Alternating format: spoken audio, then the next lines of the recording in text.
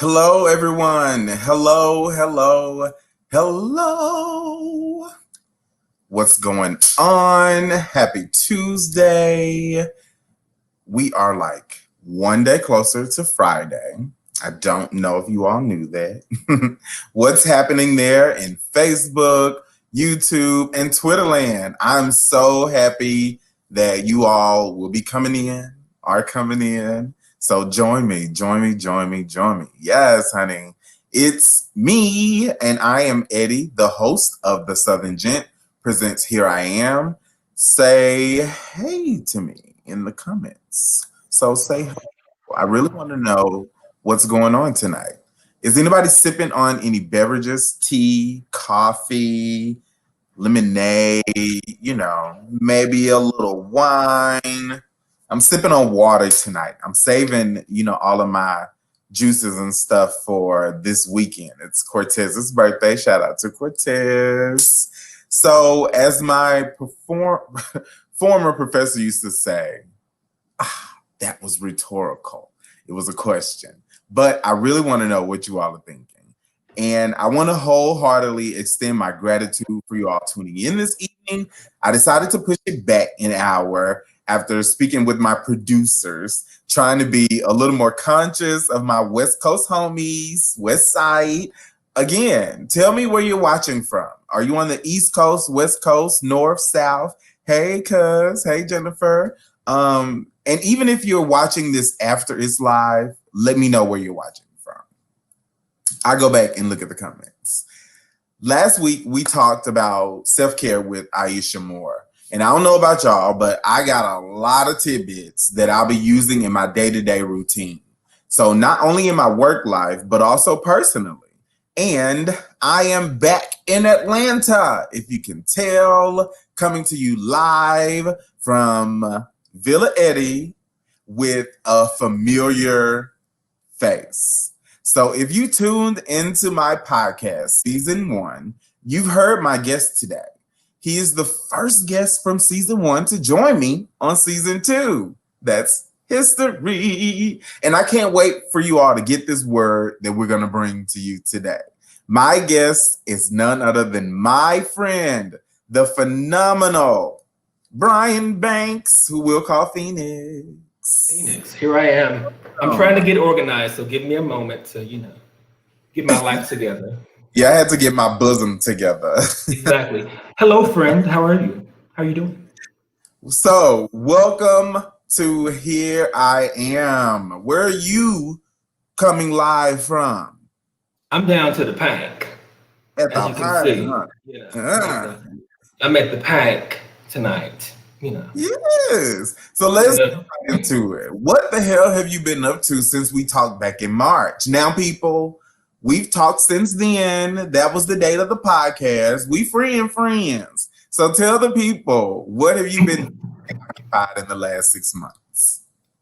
I've been trying to stay sane at this point. We're all going through the same craziness right now. So I've been watching a lot of TV, drinking, doing a lot of, looking within, just trying to survive and not lose my damn mind, Ooh, That's really it, which, I'm not really sure I succeeded in. But. Well, we follow Peaches. I wish people could see what Peaches is really watching when he's on the Twitter. Thanks to y'all for teaching me to bookmark tweets instead of liking. Because you have to make a list.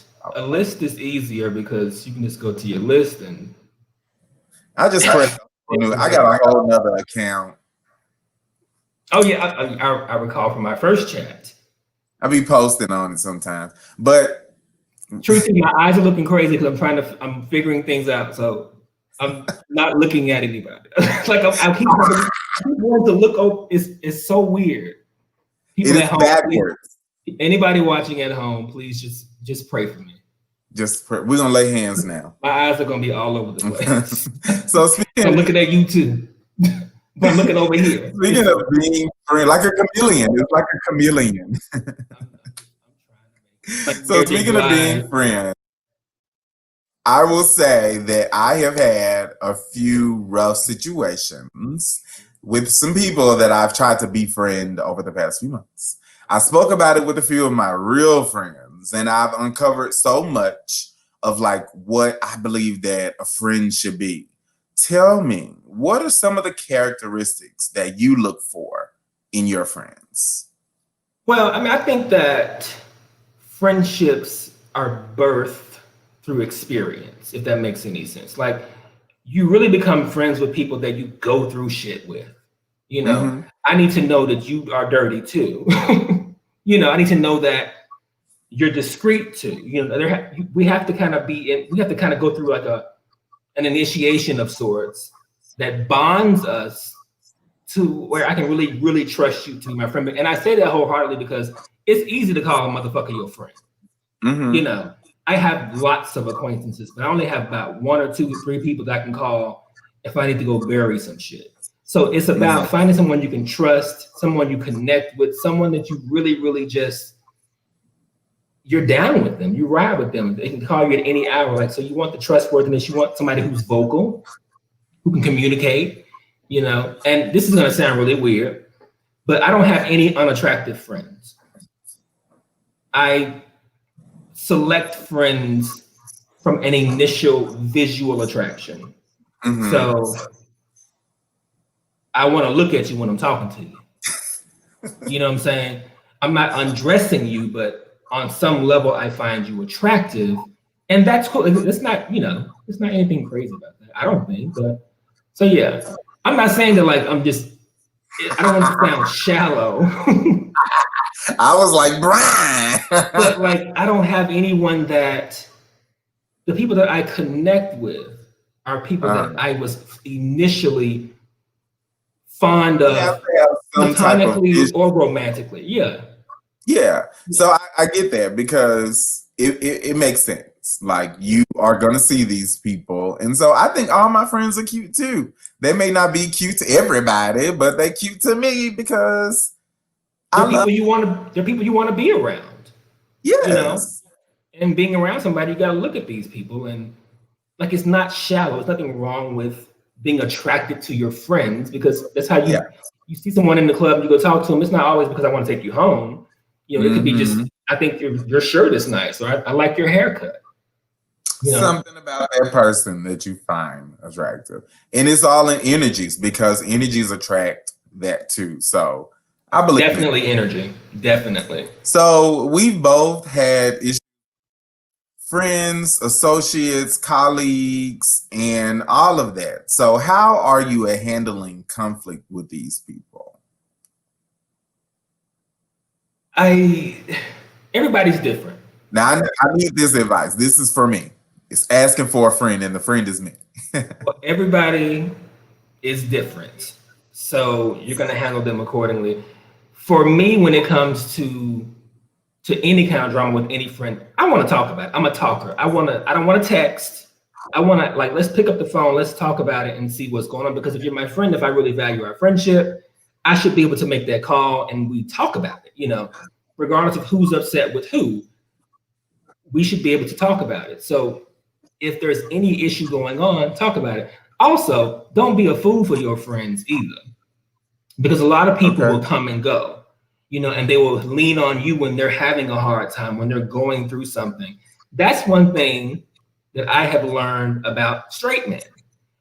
A lot of my straight men, or straight friends, are men, but a lot of them, not all, I'll make that very clear because I have some straight brothers watching, but like some of the ones that I don't entertain now for this reason, they come into your life when there's an issue. Their wife's mad at them, their girlfriend's mad, they lost their job, some shit has happened, and now they want your fucking advice and your comfort and your friendship to help them get through something. But the moment that their situation corrects itself, it's Brian who? It's Phoenix Banks who?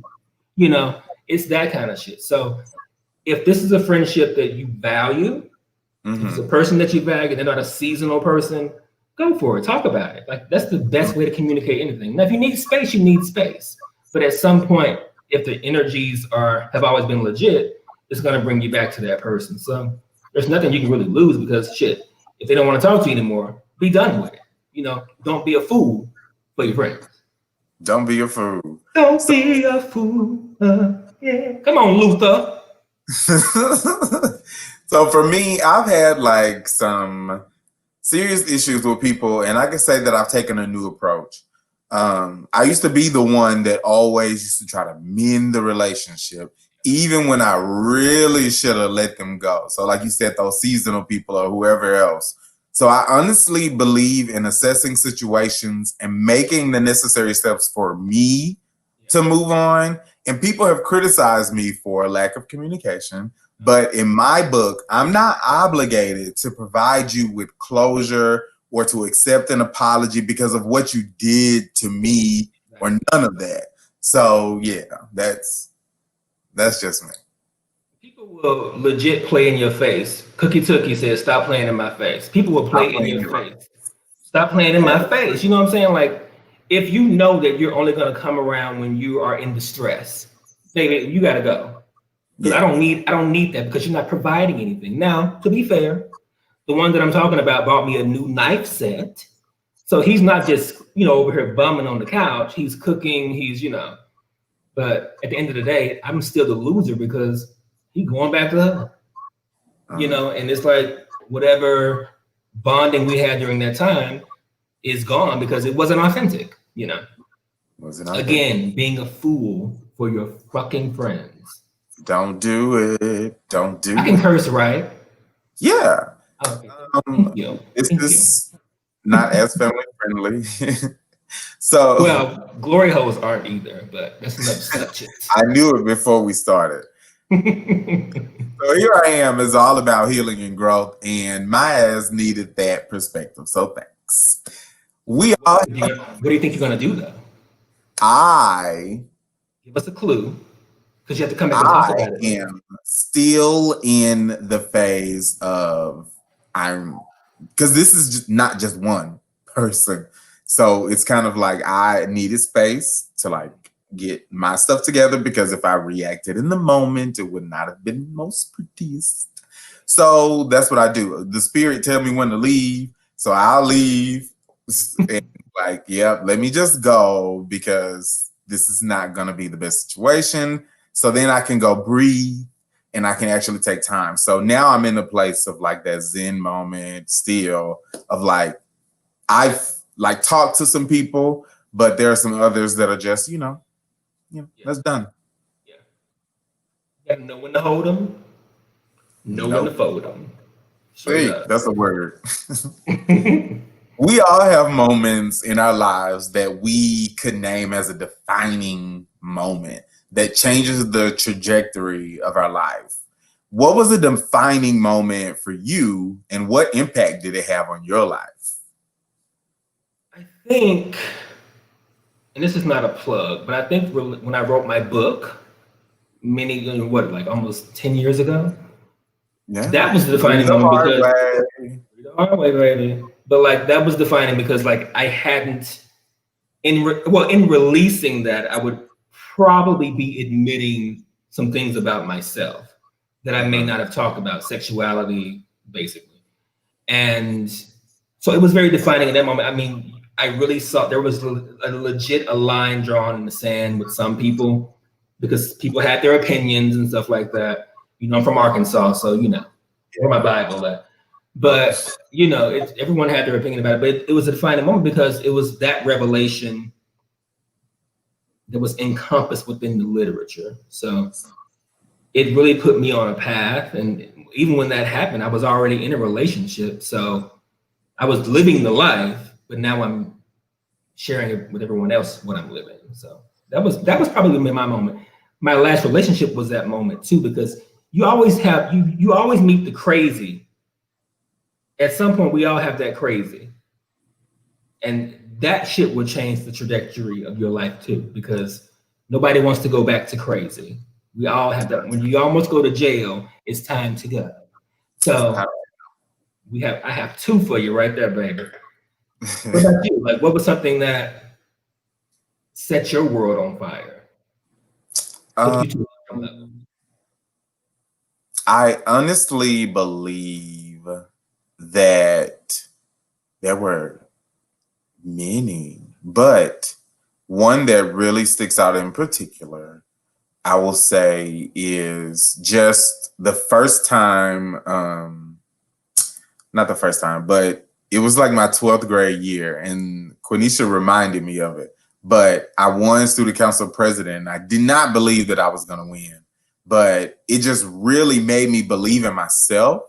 And so after that, I saw myself taking on more leadership roles and doing all these things. And that's when I really found the passion for people and public health and all of this stuff.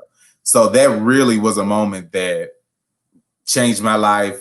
And for so many people, that's like a small thing. But for me, that was like a huge thing. Yeah, that's good. Really good. I was Mr. Warren High School, so we shared some level of some acknowledgement. And I was really shy. Like I was super shy. So me too. I can see how that would impact you because it means that people see you. You know, you were moving behind the scenes at your own pace, and they saw you. So, you know, it really stuff like that will put you on that track. So yeah, good for you. I didn't know that about you. Yeah, a lot of people may not know. So, hey, fun fact. Moving forward, see those pictures. No scriptures. So this Sunday, you have a birthday. You'll be, can I say, 40. Ain't that a blessing? I'm gonna shout now. So, are you looking forward to anything about turning 40? I would. My answer should be yes, but with everything that's happening right now, like it has the possibility of legit just being a regular day. Like there's no real pomp and circumstance. You know, I don't even have any plans yet. I'm just gonna play it by ear, and I might take myself out to eat. I would love to be laid up, but you know, I who knows? I may get that late night text. Birthdays are always one of my favorites because I always have to say, like, I gotta be doing something with somebody on my birthday. I don't know what it is, but it gotta be something. Okay. 40 is gonna be it's major, obviously, but yeah, I feel like I'm already there, you know? Like I'm there because I'm in this phase of like age. I've stopped counting the time. I've counted my presence in that moment. And so when people when I turned 30, people were like, "Oh, how do you feel?" And I was like, "Feel like I did yesterday. I just have to click a new box on the little ticker. That's it." Yeah. So, if you could name this era of your life, what would you name it? The last one or the one coming up? This 40 or in your what's the current name? The current theme would be probably something related to fuckboys. Fuckboys me not. Or fuckboys are us. That's the 30s. The new one should be fuckboys are not. Something like that. For real, because listen, this era that I'm currently in has been filled with a lot of trash. And, you know, at the end of the day, I've had some fun, but I've entertained some trashy ass dudes. And same. I probably will continue, but they'll be a little cleaner. That's growth. So yeah. Growth. I've entertained some really trash ass niggas in the past few months. And I ain't looking forward to taking that. I'm trying not to take it into October because I love Halloween. And I always try to have a great Halloween. And I have a wedding that I have to go to. So yeah, it's a lot that's coming up. So I try not to. And then, yeah, I get that. I'm tickled. You have to have fun, you know. It's fun. So, have you received any advice from anyone older than you, I guess, in your recording? The shade of it all. You know, I have my patty wig here, so Um, no. Well, yeah. I have. Yes, I have. The majority of people are just like, just keep on living. Yada yada yada. The standard stuff. But RuPaul has always said that life begins at 40, and I've always I listen to his podcast. He's always said that, and so I'm kind of looking. He said at 40, everything just changes. So I'm really looking forward to seeing what that change is for me. Ooh, A little mystery. mystery. But we'll see though. I mean, like, I hope I don't look I hope I don't look 50. I can look 40. I don't want to look 50. Because I'm not 50. You look good, girl. Remember, I'm waiting to it. Hoochie 35 coochie years diva. old. Hoochie I coochie. still look good. So, I saw a post not too long ago about people talking to their younger selves. So, what are 3 words that you would say to your 30-year-old self? Live your life. Live it. We only it's cliche, but we only get one. So why not do it? Like, I've done a lot of shit that I probably never would have done if I was still living within the confines of a construct that I created when I was younger. You know what I'm saying? Like, I had a friend once, this guy, man, he was younger. I was probably 35, he was probably 24. He was living with his mama, no tea. But we went to his bedroom, went upstairs, climbed out of the window, and smoked weed on the roof of his house. Like, who does that? That shit happens in movies. You know what I'm saying? Like, no one is smoking weed on the roof of somebody. This is set it off, bitch. But it was real cool though. Like, that's something I would have never even thought about doing, when I was younger. So definitely live your life. Be safe. Be careful. But live your life. Have fun.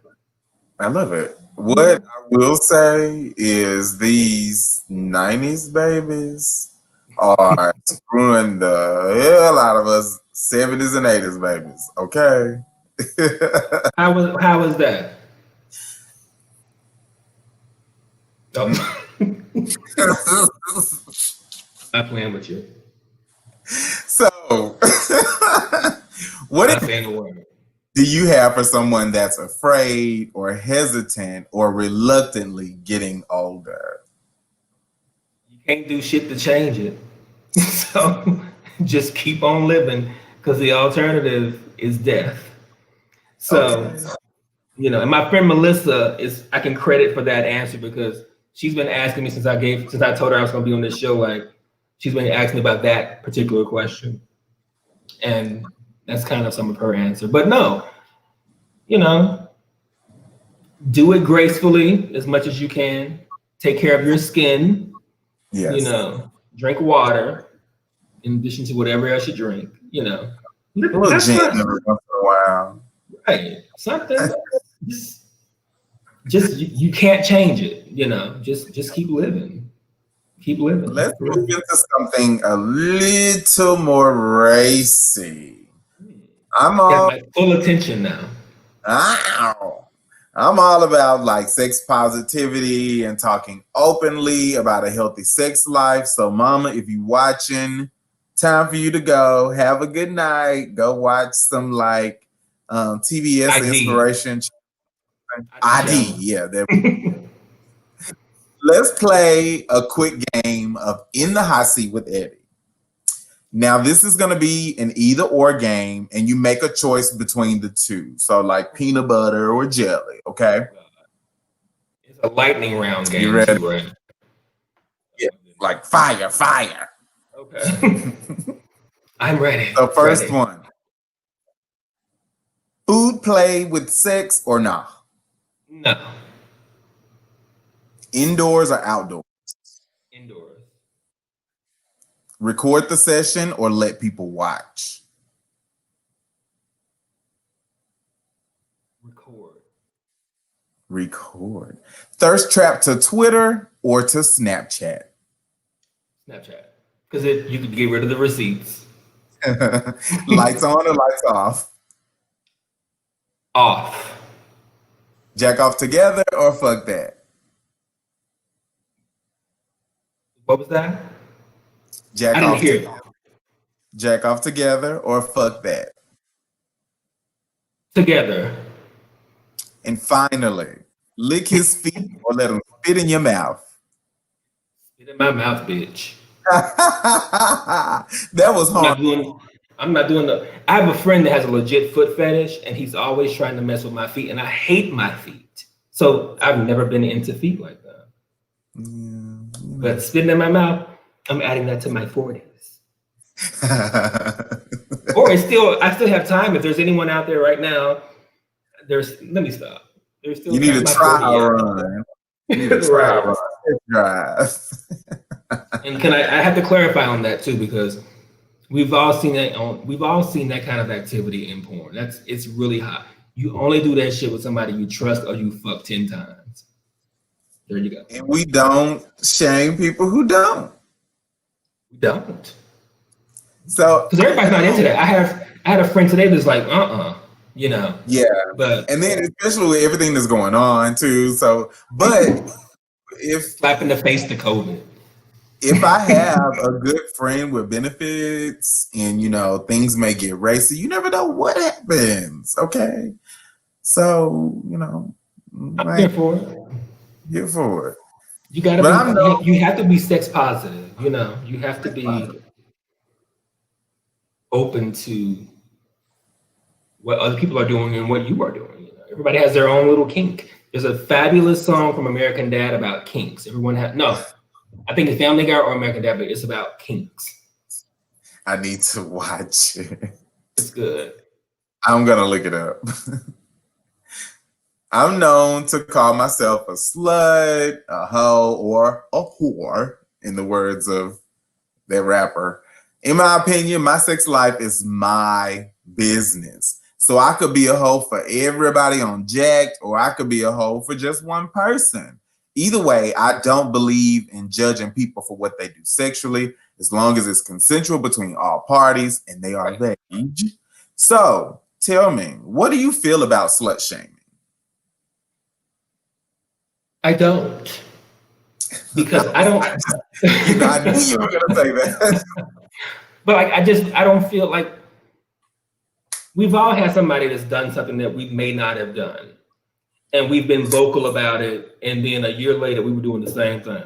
So slut shaming doesn't age well, because at some point you're probably going to do what you're shaming the other person for, which happens a lot. So why even waste your time doing it? Let people just be happy. Let people, the folks who are, it's like the folks who are doing it are the folks who are shaming it are the ones that are really out here secretly wanting to do it. Hello. That's how life is set up. Because they have a lot of questions when they come to me, and I'm like, oh, but I just saw you slut shaming the other day. So here you are with these new questions. They opened your eyes. Exactly. People are just, there's no need to even waste your time judging anybody. I have friends that do things that I may not want to go out and do, but at the end of the day, I might want to do it at some point. And if it makes them happy, go for it. As long as like you just said, as long as it's legal, it's consensual, have fun. Spit in as many mouths as you want. Lick as many feet. Do whatever, honey. Live your life. Somebody come into YOLO. So, YOLO. So you text me and you said that you talk about glory holes.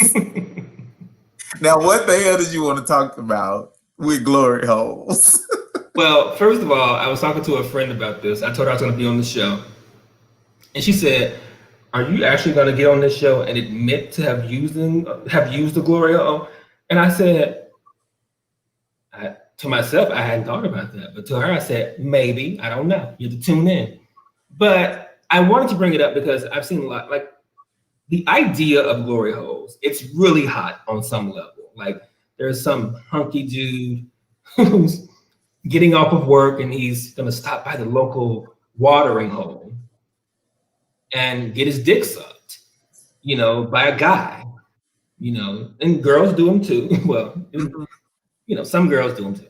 But usually it's by a guy in the bathroom and there's a hole in the wall for anybody watching it that has no clue where the glory hole is. But I'm always fascinated with that narrative. Like, what types of guys are using these types of things? Because it's always the fucking make America great again, motherfucker, or the homophobe down the street. It's always that kind of person in some cases. But it's also just regular straight dudes who, you know, have an affinity for fellatio from a guy, or they're curious, and it's just their way of doing it without getting sentimental about it. So I'm just kind of curious about those narratives. Like, what kind of guys go to these things? You know, Hmm. do I they have would. black? It's now if they got a nice piece, bitch. That's when you like. That's when the fascination like goes the fuck up. But like, it's when you see the hot guys that are doing it, because I've seen a lot of hidden cam porn, Yeah. and these guys that are coming in are like legit, like, oh, okay, you know, that kind of guy. So I've always been curious about that. Yeah, I think it's something that's really interesting to me because there was a time, where I was like really wanting to experiment with like those types of things. But because I was always caught, I was like, I don't know who on the other side of this hole. Right. I mean, hey, Because you you want know, to see at least the mouth, and that really could like. I guess. So I'm here for it. If it I wrote this article in TV magazine that was called Get Your Nut, and so it was in the first edition of the magazine, and so people were hitting me up like, "Oh my gosh, I didn't know you talk like that," and I'm like, "This is just what I do," because I normally talk about sexual health with people because I used to do that work, and so I still kind of do it, but it's like these are the conversations that we have to have with people that are real, because if they are comfortable enough to talk to me about sticking their wee wee in a ping pong, then I'm going to be comfortable enough to say, okay, well, let's talk about the wee wee and the ping pong. Whose ping pong is it? Do you know whose it is? If you don't, do you know how to like protect yourself and all these other things that you need to do? So, child, yeah, it's time out for all of that Yeah. kink shaming and, you know. Everyone has their kink, and there are, yeah, everyone has their kink. But And glory you know holes is another just one avenue. That's just one little kink, you know. one game that I hate is Never Have I Ever. Hate it. You hate that game? Yes, because I normally am drunk by the end. Yeah. Because you, and as you should be drunk. We should all be drunk at that, playing that game. For real. I'm normally drunk by the end of that game. So no, no, no, no. But going back to I know you referenced being, you know, you referenced sex positivity earlier. You know what really fascinates me? I love when a straight man is comfortable with enough within himself to really be friends with a gay dude. Not that it's a downgrade, but Mhm. like they're open and y'all can talk about sex and y'all can be brothers and friends versus, oh, I'm trying to suck your dick. You know what I'm saying? I had a Mhm. good conversation with a friend today, and me and this guy talk like, probably once a year, Mhm. but we talked for about an hour and a half today. And he's just so cool. We can talk about sex. We can talk about what he's doing. Talk about what I'm doing. He asked me about bottoming today. Like, how do guys get off on bottoming? Like, you know, what's that about? He's not curious. Mhm. He's just able to have a conversation with Yeah. his friend about that stuff. So I really admire men who can put aside society's bullshit and Mhm. just be like, this is Brian, or this is Jason, catch that T, or this is Jonathan, and and just move beyond that and be cool about it. I love my straight friends, but I straight do. men are dangerous. I will say that as well because I do have some really great straight male friends, and it's always funny because like some people, it makes me cackle when I say it because it's like, oh, is this what they say like on Housewives when they be like, oh, I need me a gay? So I'll be like, I love my straight friend, but I do, I love them because they have been so open and honest with me about so much of like everything that's gone on. And so there have been times where I've even gone to some of them for like relationship advice, like really to the point where I have broken down sometimes after they've broken down, because I'm just a G. Like, I ain't finna cry in front of you unless you don't shed a thug tear in front of me. But that's just how I'm built. But like, it's that vulnerability is always fun, for them to be there for you and for them to give you advice. I like it when they be like, "Oh, this nigga ain't for you." When they really legit look out for your best interest in that regard. Now they might be wanting you for themselves, but at the end of the day, until they say that, it's not the tea. But like, yeah. I love that the ones that are not like that, they're just my brothers or whatever. They're protective. They look out for you. They want you to succeed. They want you to be the right person. Like, they really, really care about your interests, and that's always appreciated. I'm gonna see which one of them hoes want to come on the show. I would love to have one of them hoes on the show. That would be a good conversation. Yeah. Also, a man who's covered, you don't see his face, but you see a silhouette. He talks about glory holes. Now, don't be surprised if it's the same background you see back here. We will be looking for the OnlyFans link. No, never. So, hey, never mind. We've gotten the glory holes out of the way. What else has been on your radar to talk about? I can't remember everything that you wanted to talk about because sometimes the tequila still wears my brain. Well, we did have some just from some sheer entertainment news. You see, Cardi B and Offset are divorcing. I saw that. That's just interesting to me because Offset is fine, bitch. And I never thought it was gonna be like in this forever. But I try not to be like judging people's relationships. But the social scientist in me is like, oh girl. Mm-mm. Yeah. But it was cute. I need my my makeup thing. I don't have one, but I need one. Look, I threw on a little highlight for y'all tonight. Can y'all see it? Now, see, I've been purposefully not looking at you because my eyes go a different direction when I do that. So don't think I wasn't like looking at your face. I was going to ask you about your face. You're looking good over there. Fancy boy. Yeah. Well, I wish I could fold. I like how we had similar themes. We wanted something, I told y'all I wanted to throw on my if this is wig, bitch. I know. I gotta get it together first. It's backwards. That's how they wore in Dreamgirls, and they won. I know. Like, special. Oh, listen. We can. The wig brought this up. The verses with Patty and Gladys not out of this world. It was fucking phenomenal. Like, I was floored, and especially when they brought Auntie out. Oh yeah, Dion coming out was just Auntie D. These are like this is how the legends do it. You know what I'm saying? I thought it was really amazing. And she had just come after her smoke break. Right, don't listen. Y'all need to leave Dion alone. She's entitled to a smoke break. She's 80. She said, she was like, you can add the ages together. So that means you're 4. You're 4. I'm 4. You're 4. Mm-hmm. How old am I? I'm aging backwards. I'm aging backwards because I was what? 12. I'll be 4 on Sunday. Yes. I'm excited for your birthday. Like, hot 4. What am I doing? Let me stop.